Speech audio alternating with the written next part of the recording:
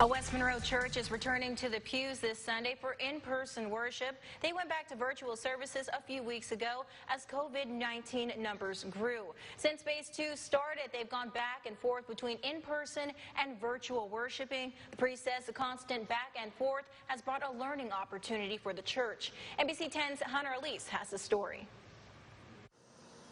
When St. Patrick's Episcopal Church in West Monroe first reopened after weeks of virtual service, they implemented guidelines for social distancing, mask wearing, singing, and taking communion. The guidelines from our bishop are that if we're going to have Holy Communion, we have only in one kind, meaning only the bread. We actually place the bread in somebody's hand by dropping it so that we avoid physical contact. The guidelines also affected their prayer books that are usually shared between guests each service. We essentially give those to people to take home and use at home when we do virtual worship and that kind of thing. But as COVID-19 numbers began to rise in Ouachita Parish, the church closed their doors once again. We've discovered really how important social media can be for reaching people who can't get out of church.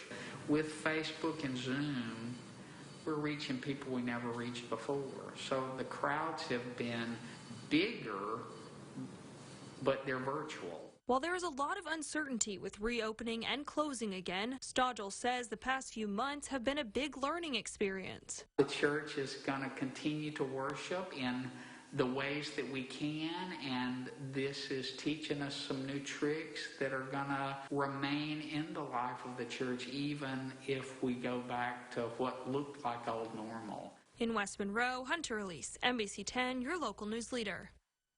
St. Patrick's Episcopal Church says they're always monitoring those COVID-19 numbers to determine if they'll be open for service and to help keep those who attend safe.